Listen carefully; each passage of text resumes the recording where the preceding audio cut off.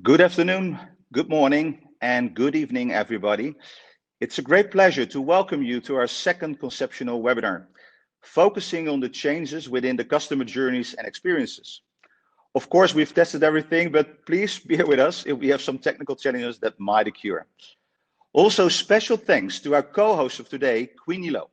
And Queenie is the CEO of Future Brand UXUS, part of the Future Brand company, a leading global strategic design and branding consultancy, which creates groundbreaking consumer experience environments. F&B concept development is about getting all the details right, and without any doubt, getting the right branding, signage, and design is a pivotal part of this. Even more, due to the demand for increased restaurant and consumer experience, this needs to go hand in hand. Therefore, Conceptional puts great value on our cooperation with several leading design agencies like UXUS. And in UXUS, we have a partner where we can offer concepts and trailblazing experience design. For your convenience, you can also download the COVID-19 Playbook that gives a lot of information about openings of new restaurants. And you can download it in the webinar before you leave. And we will also provide you with a download link of this presentation in our thank you email by the end of this week. Today, we will focus on how we define and redefine the customer journey and experience in the post-COVID era, looking at the long-term changes as a result of the fundamental changes in underlying values, expectations, and perceptions. How can we combine the need for authenticity, storytelling, immersive experience with the movement towards further transparency, efficiency, flexibility, but also conveniency? All of this not only in a physical environment, but where virtual and physical needs to go hand in hand. We will share our latest insights and open discussion about the main questions arising on these challenges. We want to ask you to post your questions to us so we can discuss some of them at the end of the webinar. So let's have a discussion together with Queenie. And Queenie, welcome. Happy to have you here. Thank you, Reoewein, and thank you for the wonderful introduction. That doesn't leave me much to further say. Yeah, we're very excited to be part of this webinar. UXUS is a designer experience company agency. We're based in Amsterdam. We work on a global level, and yeah, we merge the learnings from hospitality and retail.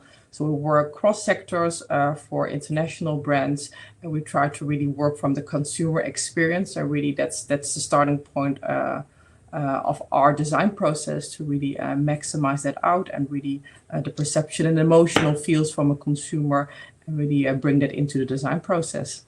Wow, all right. That's I think it would be great to have the discussion today about changing the customer journey. And maybe for some of them who don't know Conceptional, actually we are an F&B consultancy firm internationally, and we're working in 3 different fields like concept development, but also placemaking, where we work with different real estate companies, and also performance and growth for certain brands around the world.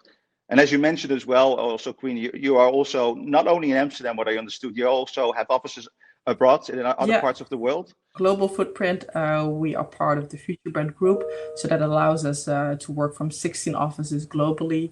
Very proud to have a very international team, 28 nationalities.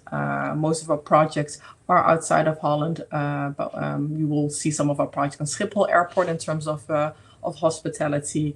A lot of beauty brands across the globe that we represent. In terms of our name, it says it all. It says you times out. So we very much believe in the collaboration between us and our clients, and really bringing the brand essence into really like the live physical environment itself. We operate in primarily architecture and interior, where strategy is a very core discipline within our team that also helps with building the customer journey. Consultancy, so we also do soft services in terms of like service manuals, which are playing a more and more important role in this environment. Project management, so we can pretty much handle a turnkey project from concept design to full delivery. Yeah, and with the pleasure, of course, that we worked together in the past on concept development, different like food halls, food courts, but also on placemaking projects around the world. So again, happy to have you here. So if we talk about the concept development and impacting, and looking also at transformational planning, I do believe that there's a couple of things what we are facing also within our group is that radical transparency is getting more and more important also due to the fact with COVID but also the integration of the virtual customer journey. We before were not that focused on that specific segment, but it's getting more important. But also the hybrid era, and we will dive in that too later in this presentation and webinar.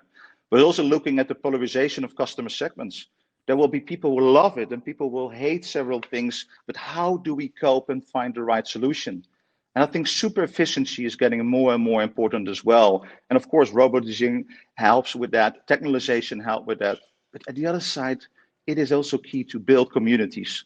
And looking at the situation, what we are facing right now is hyper hygiene is a really important part as well. The other thing what we do see is that the local sourcing is getting more and more important. Do we still want to have all those products from over the world? Or do we want to have the products just near us? Other things like focusing on awareness about personal health. It's about our immune system. It's getting more important. It has a lot of influence also in the future concept development.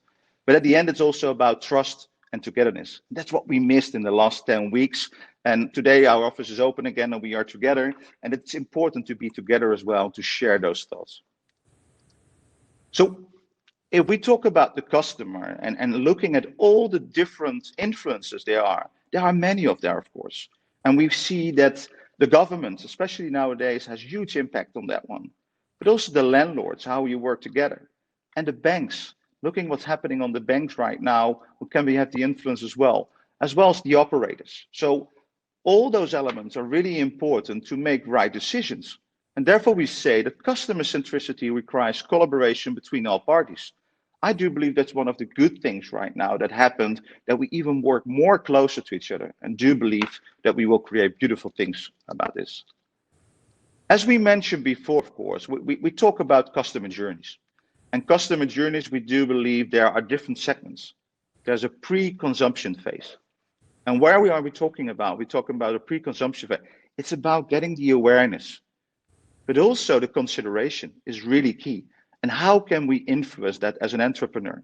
But moving also towards the physical locations, which still is the case, is how do we act on arriving? How do we look at the in-store experience? And that hasn't changed a lot. I do still believe that these things are coming back, also looking at the post-COVID and looking at the consuming. But we need to understand what we would like to highlight and to focus on. It's also about leaving. It's about loyalty. It's about creating ambassadors. So we have them. So as Conceptional, we're focusing a lot on operational things as well. And if we look at the operational developments, we also looked at the US and different parts as well, which we also shared in our first webinar. But you see, the hardest hit is in fine dining. And this is an example of the US. But to be honest with you, we see that similar to different parts of the world. Yes, it will change shortly. And you see the impact is quite low on the QSR, and on the pizza it even increased. That's mainly the delivery. That's the reason why, if you see in the US, they were looking for new people to get the pizza at their location. So there has different impact on different kind of segments. And if we talk about the food service industries, I think this is also an important one. There we see also many differences. And Queenie, I don't know what you have seen in this one as well, but I think it's important that we see some changes on the operational part. Yeah, I mean, Yeah. like a question for you, like the risk profile for SMB. I mean, change dented. Like how do you see the impact of growth and innovation? Yeah, I think there's a huge impact on that one, and there's a couple of things. What we're mentioning in here is that there is a difference on focusing on the operation itself that has to do with menu items, but it also has to do with also the rent. How are people looking at the rent structure? Can we do that the same as we did before, or is it more concession related? I think if we talk about rollouts, are we still able to roll out that easy from a capex point of view? And we do believe that the movement will go from capex probably more to opex as well. But there are more things, and reducing staff is also something we see a lot. Will that be replaced? We don't know exactly, but there's a lot of things going on within the industry that will be impacted and will stay also for the future. So also looking at the openings, and I think the interesting thing to see in here is that the QSRs, yes, they have been impacted, as you can see before, but less. And I do believe that the QSR, like, they have a lot of things in place. They have a system in place. They know how to roll out. They have a lot of things already done from hygiene and other things. And those elements probably is going to transfer also to fine dining, casual dining, food halls and other things. So the only thing what can be different, of course, that the food hall has, for example, a local approach, and QSR normally they don't. You see that changing as well. But we do believe there will be a shift in more blurring concepts in that way. So there's a lot to share with you, of course, about operational impact, but we don't have the time to do that. So what we did, we created a pre-opening playbook, which is focusing on the restaurant business. We talk about cost reductions. We talk about revenue creation, which is really key in these times, since a lot of the sales has been down for many of the restaurants. It's about how you communicate, how important is that? But also looking at the hygiene factor, which is key. People want to have trust and they want to make sure they step into a restaurant or area where they feel comfortable and where hygiene is part of the trust. But also cooperation. We do believe, due to the fact what we are facing right now with COVID, there will be new cooperations. But we are happy to share that with you. You can download it also via this link. So Queenie, what do you see? Oh, within UXUS, I can imagine, because you are in different parts. We work together on the hospitality part, but you're also in fashion and retail. But I'm really curious about the insights from your side, from UXUS. Please share. Yeah, I think a lot of what's happening right now, we can also learn from other sectors. I think some of what I want to do is show some insights, what we can see happening in hospitality, but some of the choices we need to make now have been going longer, like things like hygiene, contactless, a better integration of the overall customer journey with digital, physical, things that have been always very key elements when you talk more of the traditional fashion retail. And I think hospitality has now opportunities to tap into that, and it's time to be creative and really take the challenge. I mean, the consumers are demanding in general in every sector. So how do we optimize and how do we learn from what is happening right now and offer a better customer experience? And that doesn't have to be only in a physical environment. And when it's physical, how do you bridge that gap? Yeah. So we very much think, due to COVID-19, it's accelerating the future of hospitality industry. We are being forced to relook at things and really look at different formats, different service models, restaurant also maybe being more accessible. I think you've seen it the last few weeks, and during the lockdown, some of the really niche restaurants are still opening up for more of a wider approach, and that people can experience it from their home environment. Okay, but and if we talk about, let's say, the role with physical and digital space after post-COVID, has that changed from your point of view, or how do you look at it? Yeah, I mean, we believe the whole integration of phygital, we call it phygital, the version of digital and phygital. It was happening in retail, and it becomes even more important in the guest journey. I mean, for restaurants, it should not only be used for obvious reasons for just the journey of only ordering food. Like, how do you engage and how do you create that brand loyalty already during that?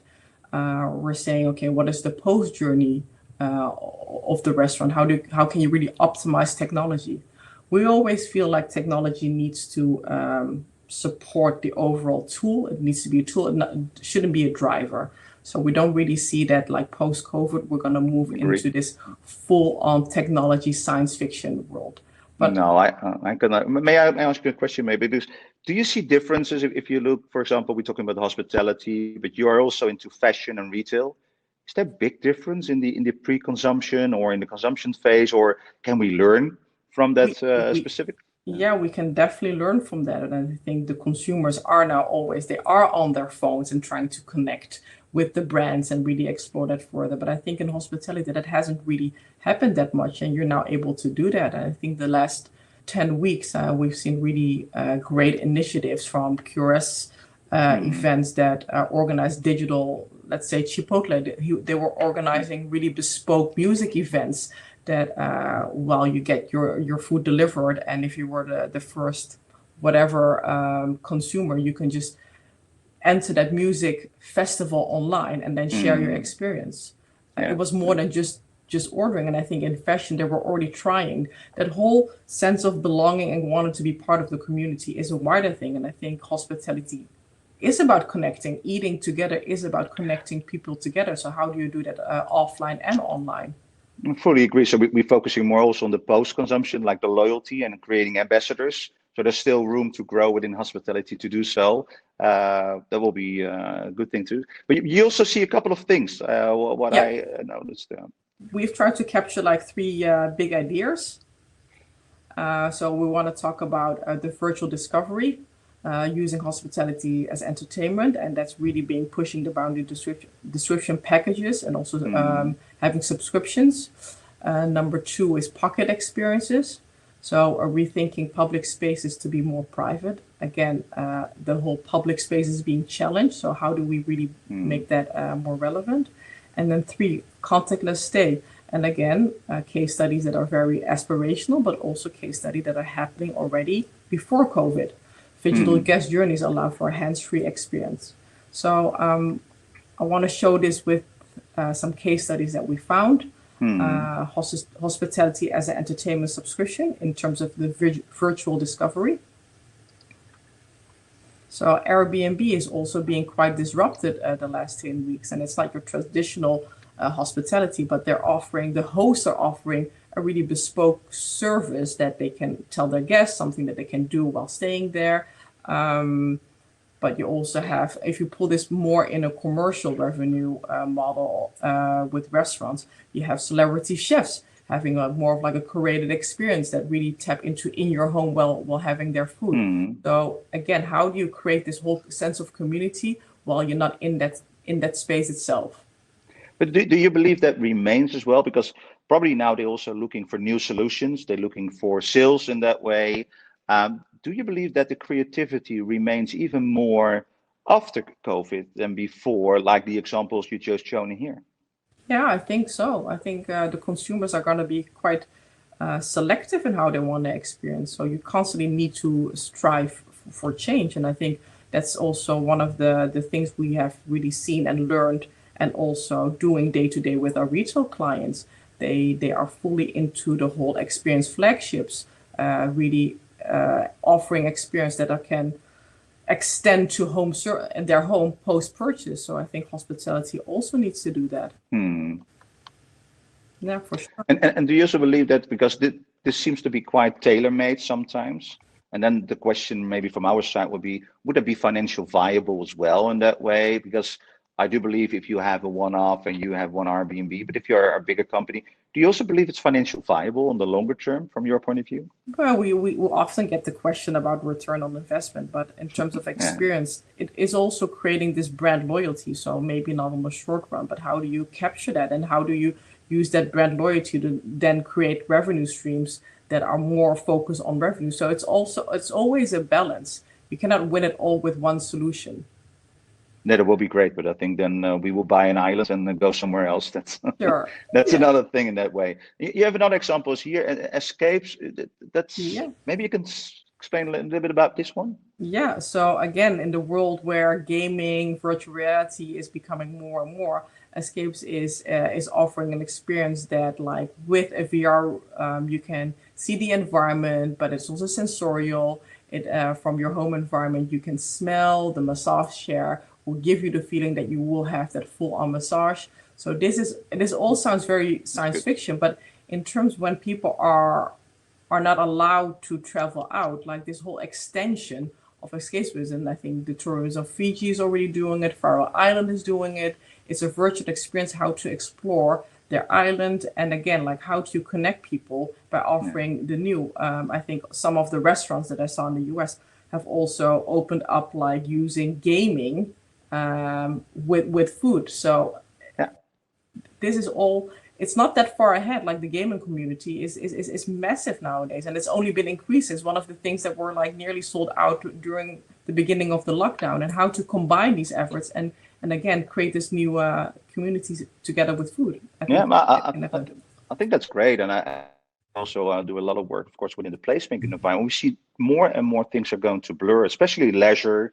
sometimes retail, but more leisure and food and beverage that work very good together. That increases sales, but also spending longer time, dwell time in that area. So I hope this will stay for the next coming years. But at the other hand, if you talk about these kind of developments, how do you look? How important is the human aspect in hospitality? Because we go for a restaurant, we're not talking about functional restaurant, we're talking about emotional restaurant. Can we replace several things?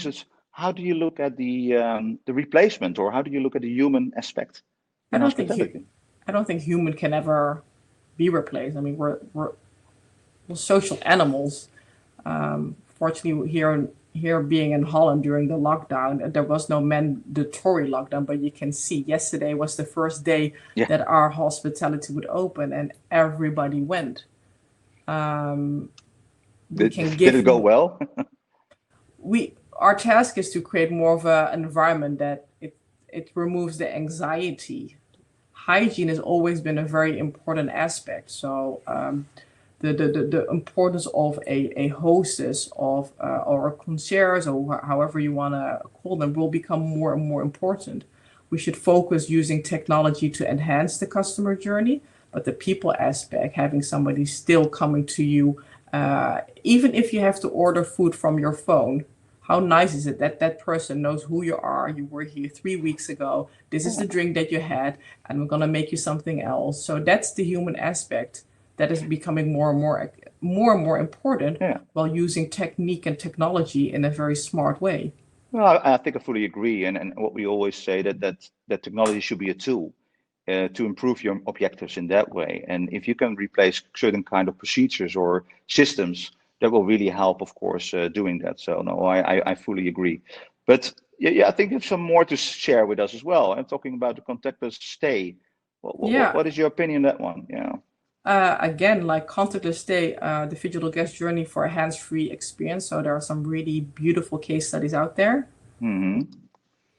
So Le Le Bijou, bijou. yeah, Sounds French. Yeah. yeah, it's in Switzerland. It is a Ah, okay. five-star Mm-hmm. experience. Again, they're pushing the boundaries. So this is a contactless stay hotel, but they're now also offering, in addition to a stay in the hotel, a COVID service. So they including medical services, testing, and we see this fusion in hospitality of wellness, medication. It all is all coming very close together. Like some of the cosmetic treatments are also offering more, like, okay, if you need to have a cosmetic enhancement done, how do you make your stay as best as possible? So contactless is overlaid with that in addition as well. But multiple disciplines are forming together, and that also becomes a new model.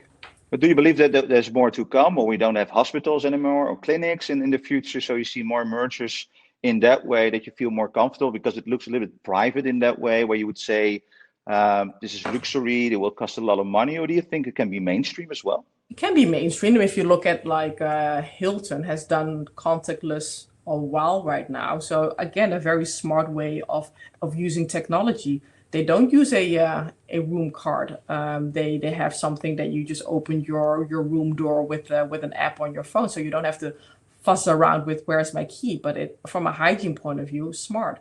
So Okay. in my opinion, that's a very smart way of integrating technology in a disruptive way, but also Hmm. benefits operationally, but also for the consumer is a benefit. And that's always the balance that we need to strive for. Okay. All right. And if this is another one, it looks very space. Is this still on Earth, or where is this? Yeah, this is designed by Zaha Hadid. And I'm pulling this because this is an office, and we can also learn from other sectors. We really believe. So this is it's going to be open, I think, next year. So it's a head office that already was integrating contactless. So elevators were going to be operated with facial expression, key cards, mobile phones. So it's not all like future thinking. It's happening right now. So, and I think with the whole COVID, some of these techniques and thinking can be applied more to mainstream. But we want to show you aspirational things, but we also want to show it can be done also on a large scale. Sorry. 1 second, please. 1 second. Okay. Thank you. Then so you're also talking about pocket experiences, rethinking public spaces to be more private. Can you explain a little bit more about that one? Yeah, and I'm sorry, I'm switching off my webcam because it was frozen. So okay, okay. You can, maybe you can put it on again. Yeah, there you are. Okay, perfect. Oh yeah, it shows frozen on my side. In any case, the public spaces, yeah, there are also confinements, and we don't know how this will turn out if they're vaccinated. But I think we should consider that the whole private experience is becoming more and more important. So this is a beautiful case study of Volo. So that's in Australia, and what they did is it's a hotel. And they offered basically a private dining experience while you were staying there in the room next to you. So you had a full-on restaurant dinner, but you wouldn't really call it room service. It was in a different room. But again, a really nice way to explore the hotel and seeing different rooms and different settings than your normal hotel stay. And do you think that will happen because of the regulations that they do it like this? Or do you believe this is just a new model? Because I noticed that it happened also in the Netherlands. They did it because of the regulation. They were allowed to serve dinner in the hotel instead of serving dinner in the restaurant. Yeah, I think for now, this is due to COVID, but I think the way using spaces moving forward, it could be a new stream of people really in addition to. I mean, if you're not fully booked, if the suite is not fully rented out, why not having a private dining? So I think people are becoming more and more creative in terms of like how to operate. And I think that that's also the great spirit coming out of this. We need to find solutions. Okay, all right. That's very interesting. And so you give a lot of examples and probably will be impacted also by the customer journey. But I think what we mentioned earlier as well, if we zoom in a little bit more on the restaurant business, I can believe that the virtual integrated restaurants, let's say more multi-channel approach, is getting more important. You give a couple of examples as well, like you just did in a different way. And therefore, we can also believe that one kind of segment like the in-house hospitality, which was really key, but we can also believe maybe looking at drive-through, delivery, takeout, and dark kitchen, which normally sits within specific kind of segments like fast casual QSR. But we could believe that that might also happen within other segments. How do you look at it from your point of view? Yeah, I think again, like QSR has been able to really play into different formats and play into the different modus. I think the whole Uber Eats also created this whole new formats in this industry. Think about Starbucks that just has a pickup locations now in the US. So basically on your phone, you order it, you get a notification when you can go in and pick it up. In times that we are now, that's pretty much like what we need. That happens in that sector. But I think in terms of more your fine dining restaurants, beautiful concepts that Michelin star restaurants are also utilizing more of the delivery routes. And then you have virtual sessions that a chef is really telling you what you're preparing. I saw a beautiful sample of a Michelin star restaurant that really, you have almost the ingredients 80%, but you still need to finalize the cooking, you do the plating, you have some kind of Instagram moment that who has the best plating that is almost Michelin star worthy. So again, like this whole pre, post, during and post journey is becoming more and more interesting post beyond just the QRS restaurant. Yeah, but if you, because this probably also going to influence, let's say, design and branding, which that's very close to UXUS. Don't you think we get different concept design or branding, or do you believe it remains? Or what would you believe that the impact can be from a design point of view if you look at a new object, a new project in the next coming weeks or months, will you do things differently from a design and branding point of view? I think from a design point of view, and I'm not a designer, from not my area, but like I had discussion with the designers, and they always approach it from a customer point of view. So yes, it will affect the way how we design, and I think it needs to allow for more flexibility. But I think a lot of the brands and operators will also go into more different new types of formats. I think a restaurant itself should remain a restaurant. We don't really think we're gonna really design full-on restaurants that are really catered for like 1.5 meters. So we are gonna help by be more clever in, okay, what's the technology and how can you fuse more of that together? People are still going to restaurants. I think the whole anxiousness around being in a restaurant will pass the same way that retail is also picking up. And when you go into a restaurant, when you choose to have that experience, it still needs to be beautifully designed. The hygiene needs to be an invisible factor. That's a given, and maybe Yeah, I agree. I agree. But I can also imagine if you look, for example, at customer flows, they will change as well, where you don't have cross-contamination for certain things. Maybe if you got the delivery, you have a separate area where people get in, takeaway where it needs to be positioned. If you go in the entrance, that you probably already have a feeling that you feel comfortable from a sanitation point of view, it's clean, etc. But are you not afraid? We talk about all the cleanliness, etc. Doesn't get it too clean that you lose ambience in that way? What is your feeling? Because you have seen several things, of course, in Asia. And no, it's probably not long term. Hopefully it's not long term in that way, but everybody's got a mask and they have everything is completely different in that way. They have plastic on the tables. It doesn't feel that I would like to go to restaurants. No. I think the new normal will reduce that type of barrier that we almost think is as a barrier. I spent quite a lot of time in Asia. For me, it doesn't feel like, oh, like somebody is wearing a mask, so therefore I don't associate it with being like, oh, that person. It's like a preventative matter. The food courts that they design there, that they have different table seating options, like a zigzag, that you don't interface each other, or if you sit together across each other, there's a screen. I think the new normal, people still want to go out. People enjoying having food served. Although I think it's a big plus that you can get really nice meals also at home, people will still go out. So that barrier of hygiene, sanitation, I think in a very short amount of time, you will see really beautiful design solutions coming there. Yeah, I hope so. But looking now, as we also work in now South Korea, of course, where they had a second wave coming in, and they had to close down all the restaurants again, and they had to close the parks again, and hopefully we don't going to face this again and again. And then the question will arise, okay, how can we protect ourselves in that way? Can we only do takeaway?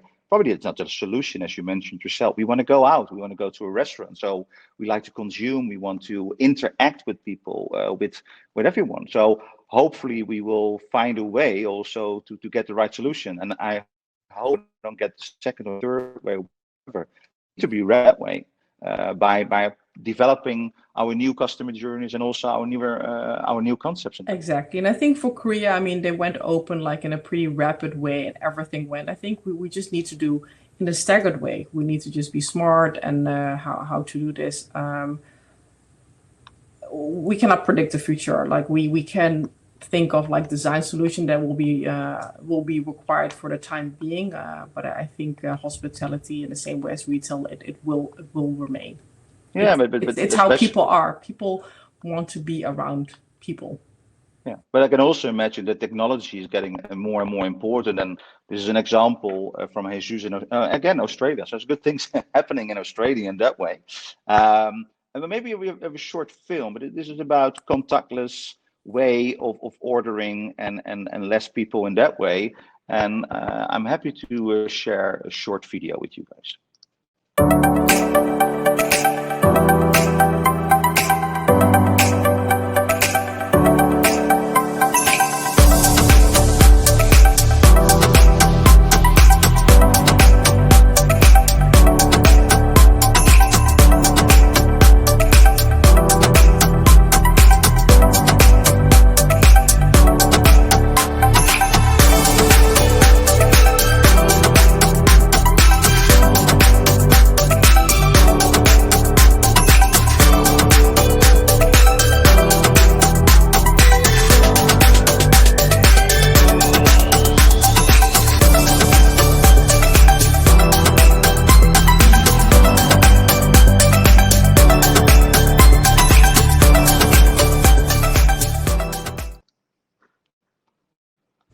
that's something completely different, of course, in that way. But what if you look at this? What do you think? Do you think this is going to stay, to remain? Will it be bigger? There's one store right now. There's another store like ITSA in San Francisco. They had 4 or 5 stores. They're going to move further with the system, although the restaurants are closed. Yeah, but Is there a ITSU, need in that way? It's more conveniency, of course, in that way. But I don't know how you look at that one. yeah, ITSU has been there for a few years, so I think the idea of conveniency was always there. So that's probably going to accelerate. Again, I think people still want to have the human and seeing human people preparing their food. So this is not the only way for hospitality, by not seeing the interaction, what's happening in terms of No, safeguard or feeling it. It will no, be a balance. That's what I no. mean. No, I think so too. But you see so many things. There's also an example, of course, in Hong Kong, where you have the physical store right now from Deliveroo. Normally you order, you use it by telephone, and now they have around 10, 12 different kind of brands who are integrated, like Wagamama, as you can see in here. You can use your phone, or you go into the store, you order, and you get your food in here. Um, this is only one store right now. Also, the question: will this be bigger in the future? I'm not 100% sure about that one. It has conveniency in that way, but why do you go to a store if you still can order it via a telephone? But these things are happening right now, and so getting from virtual to physical is also a movement which is going on. So Yeah. that both ways are happening right now. What we see. And another one is Spies. Maybe you know this one as well. This is in Boston. The good thing, what I like about it, and I think you're right about technology, but it's about data control. I want to understand so many things, but also about sustainability of the quality of your food, because we are having serious challenges in some parts of the world where we don't have consistency. How great to create consistency in that way. But I do believe this need to be a back of the house solution, not only front of the house, because I agree with you. If I enter an area, I want to have the beautiful, nice host and welcome me in that way. If we would be able to accelerate this kind of processes in the back of the house, I do believe that can make a difference. Or do you feel similar? Do you think different about that one, Queenie? Yeah, I mean, I think in terms of experience, I think these kind of things always stand out that people want to experience. But like, I agree with, I would challenge, like, if I would go out and I choose to go out and take that kind of barrier, what there still is, would this then be the most meaningful experience? Then No, no, not sure, but it's convenient, and probably for business and for other conveniency. I know my son from 16. You want to go there, you want to see yeah, it. yeah, The question is, does he want to see it every time? If you exactly. see it 4 or 5 times, will it be this? And that's the same with this one. Maybe you know this one as well. I Yeah, love that thing. It's the Hamburger Creator.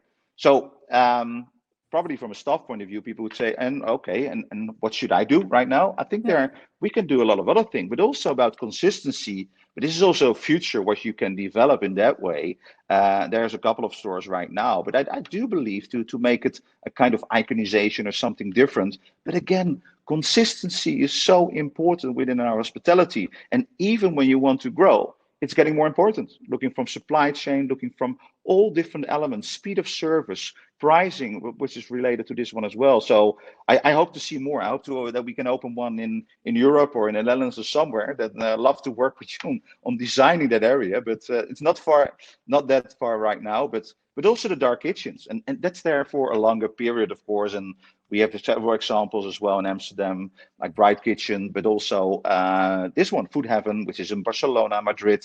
They are doing quite well. But at the other side, looking at the dark kitchen, it's probably difficult. How would they be able to brand themselves? How would they be able to create a little bit more experience, because they are behind the scenes?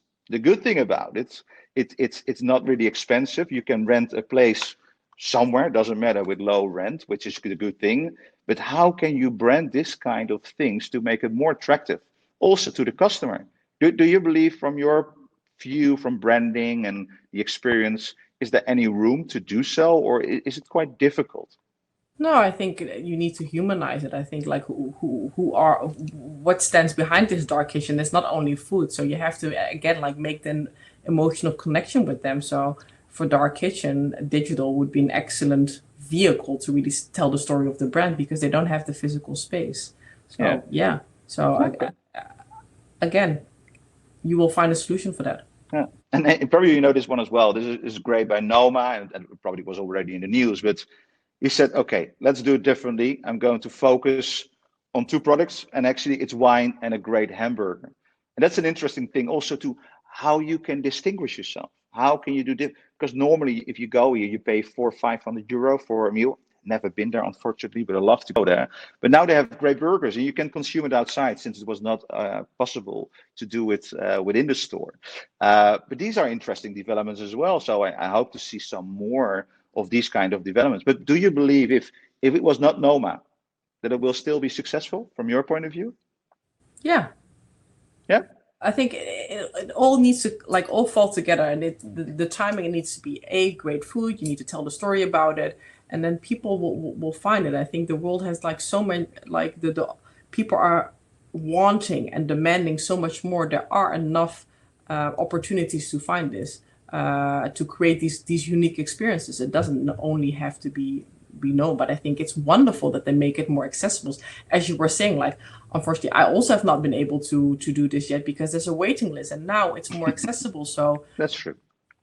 That's the good part about it. So yeah. you can say, I had a burger from the chef from Noma, which is great for any recipe. So that will be a great thing as well. The other thing, what I really loved, and maybe you've heard about it, but it's Sushi Singularity, which is open or should be open now in Tokyo, which is a very interesting store, I would say. And if you talk about iconization, personalization, I do believe I think it's a good example. And let's share a short video about this great kind of concept. There we go.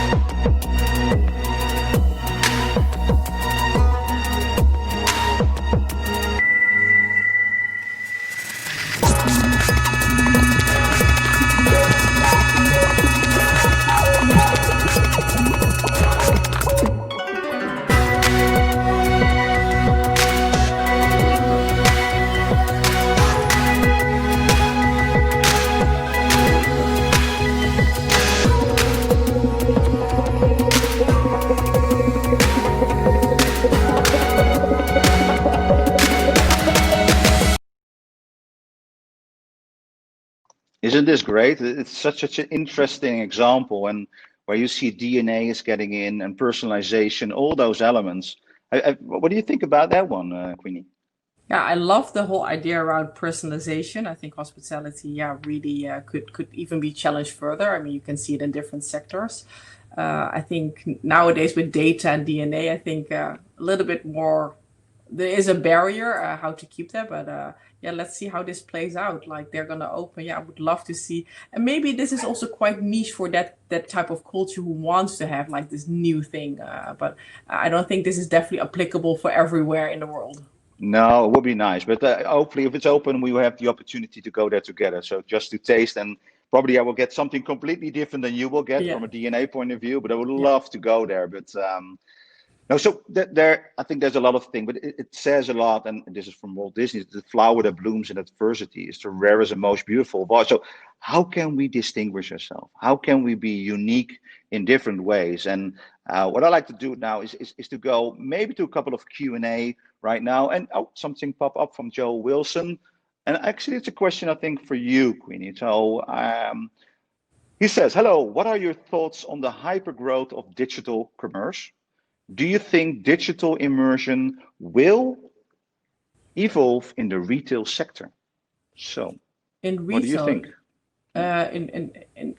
in fashion, I think digital will is transactional. I think you've also seen during the whole COVID that like digital sales were still really increased. But I think after the first stores opened, a lot of people still want to go to experience the physical experience. So they will still shop in physical stores. So again, it needs to be a balance. But I think in terms of retail, there has been a lot of like seamless interaction between digital and physical. Will it increase? Short term, yes, but I think the physical retail will still play a very, very important role to tell the brand story. You cannot really do that digitally, not yet, at least. I mean, maybe the world of virtual VR can tap into that. Are there any examples right now where you already see this happening or in the world? Of a really good seamless digital Yeah, integration with yeah. I think Nike is a very good player in doing that. They really create this community online, but then when you see some of their experience store, again, it adds on to the personalization. I think that Nike has always been one ahead of the curve, doing it very smart, but they really play into their target audience. Okay. Any other questions for the moment? Let's see. There we go. There's a question, and what is the role of gamification in the virtual customer journey in F&B? Let's maybe first start with you, and then I will answer that one as well. I would love to, but how do you look at the role of gamification? I think you slightly already mentioned something in that one, but in the virtual customer journey. So that will be a little bit different. What is your reading on that one? Yeah, and I think like the gaming community is so massive that you can see already a lot of some of the brands playing into that. But I think definitely you could have meals sharing together and really like it's a global experience. It really binds people. It's like from a cultural point of view. So the gamification, I think virtual reality will be overlaid with that. There's a number of things that can really be utilized for that. So I think it hasn't really. This whole gaming community is, I think, quite close. The people who are in that, they have all this knowledge and different personas and how to play into that. Your alter persona can have like a different dining experience than like the person that you are. So yeah, I think huge opportunities. Yeah, no, I agree with you as well. And since we already discussed the gamification in general is already very important. And even, I don't think it's only probably virtual development, but also in the store itself. I hope there will still be a fully integrated restaurant where we see virtual reality combined with a great food offer, great service, where you really want to go there, you want to spend your time. So I agree on that one. I have another question here from Jonathan Doughty. He asking, delivery is fine, dark kitchens are fine, and takeaway is getting sorted. Destinational dining, going out for a good time has the biggest challenge. How can we build profitable business? And actually he's looking for any questions on that one. So if you hear that, Queenie, from your point of view, destinational dining, going out for a good time, what do you think? Is that the biggest challenge, or do you believe we can swap that into a kind of positive development? I think maybe on short term, if there's still anxiety, that's going to be hard. But I think what we've now seeing here, people almost like get over that anxiety and want to go out and meet other people and dining. And maybe for the short term, it is now in a limited capacity in a restaurant environment. And maybe people will not go out every day having a restaurant experience. I mean, that was also the trend was happening. Everybody was gearing it out. Maybe we'll be more selective in how we do it. But if that experience, again, like is more meaningful and deeper, people are willing to maybe pay also more for that. So you have to also work harder to get that audience. Well, I agree with you too, but what we discussed earlier, if we merge more and more services within, that might be interesting because Jonathan is also asking about profitable business. But if we can combine certain services within an area from an investment point of view, but also from an operational point of view, sharing stuff in that way, it might be quite interesting. And if I go out for dinner, I might combine that with a great play or a game or something else or what's popular. And For example, last time we went to a karaoke, we had drinks, we had food, we combined that. Maybe a little bit more difficult right now, looking at COVID-19 and how it will explore in the next coming months or weeks. I don't know, but I do believe that we could make a profitable business model, but we need to combine. I think I'm going back to the slide in the beginning of the presentation where we need to do this together. We can't do that only from a concept developer, from a design point of view, only landlord. We need everybody together to find a way. Sorry. Yeah, but I think also in terms of like profitability, new revenue streams, I think also even destination restaurants, like maybe they also need to look at like and think about the retail offering that they didn't have within restaurants and opening that up. Somebody also brought it to my attention about like subscriptions, monthly subscriptions for some restaurants or even coffee bars, wine deliveries. So again, it's about finding new streams and service models that can add to your existing stream. Things will change, but that doesn't necessarily needs to be a bad thing. Yeah, no, I agree. We have another question coming in right now. Just have a look. There's a question from Nick van den Broek. What's your thought on breakfast buffet all hotels offer? Will people accept the buffet, or what's going to happen if hotels are fully booked? That's a good question, I think, Nick. And the interesting thing, you see so many different things happening in the world. Initially, they say, we're not going to do any free flow buffet restaurants. Actually, what's happening right now in the US, they allow it. They change several things in that way. They have some sneeze cards and other things. It's also about managing perception. So it's not only about the real cleanliness or the hyper hygiene, as we call it. But I think people currently, I think you probably have seen a film as well, I think it was also in Japan, in Tokyo, where they went to a buffet and then you see the combination everywhere. We need to be aware of that. We need to make sure we're working with disposables and other things. But I do believe that it will remain, but will take some time for the next coming weeks and months. But again, it's managing perception, what I think is really important also from companies like ourselves and like UXUS, how we manage in a proper. Any other questions coming in? Let's see, Wessel. Another question in here. Will we see a different approach to fair pricing? That's an interesting question. F&B business is a thin margin business, which is extremely under pressure due to added costs, lower volumes, recalibration of supply chain. Will we see a different approach on fair pricing?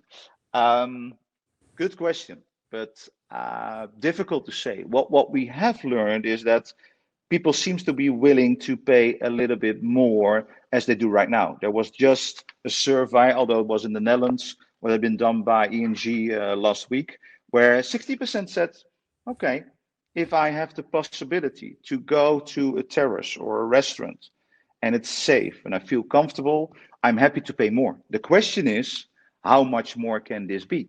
Is it 5%, 10%, 15%? But looking at all the developments going right now, and I think it's also part of the discussion we had in our first webinar, is that the structure will be different in the future. So food costs, which is the procurement of the goods, will probably be higher in that way. So I do believe that the pricing will go up. But at the other side, saying this is already the case for a long period, but we didn't dare in the last couple of years since we are afraid to lose some. And the other thing saying about the fair pricing, because the question is about the definition about fair pricing, is also related to value for money. So we will probably expect in the next coming 18 months or maybe 24 months that fast casual, QSR, will become more important. Why? It's convenient, it's safe, they have drive-through, they have takeaway, they have all those different elements. But the most important one, it's a price volume or price positioning between €7, maybe 10, 11, 12 euros. That's really close to that, but it's more related to functional eating. But we will see in the next coming weeks how that will evolve. Any other questions from the audience right now? Not for the moment. Is there any question from your side, Queenie? You would like to maybe to raise to me or? What are your feelings like? Do you think that empty spaces will they fill up quickly? And if so, like, will this just be concept driven or more locally driven? Like, how would Conceptual approach that when we are being approached by an operator? Yeah, that's a good question, and I do believe there will be more pressure on the rent in the next coming months. So if we talk about free spaces or areas, not everyone is able to maximize their sales if they're only allowed to have 30 seats inside. They have limited options on the terraces. It might change to 100%, but we all know if everything goes up from a contamination point of view, there will be new regulations. So I do think that the rent will go down, that's for sure, probably 10, 20%. I don't know exactly, of course, but it has to go down to be in balance within the P&L of food and beverage. And your other question, talking about local or let's say the big brands, I think there will be a balance in that way. But having said that, thinking about the local influence will getting more and more important. It was already important. We talked about globalization, which means global and local, but local is getting more important, also from a supply chain point of view. But you need to have trust. And are we getting into an aircraft right now and go to Paris, London, whatsoever? So probably you will stay closer to your own community. So local is getting a more important element in that way.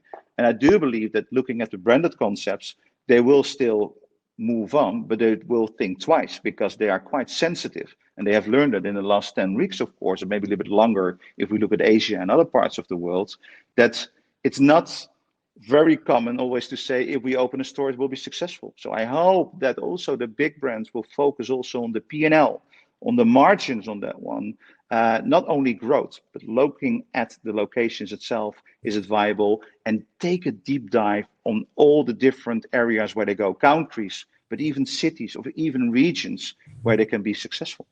Yeah, and I think that's also something that we can learn from retail. I think the consumer is so demanding nowadays. You cannot just go all cookie cutter. I think you have to have a local element into it. Like, so the big brands need to adapt locally to make sure that it's locally relevant before full deployment.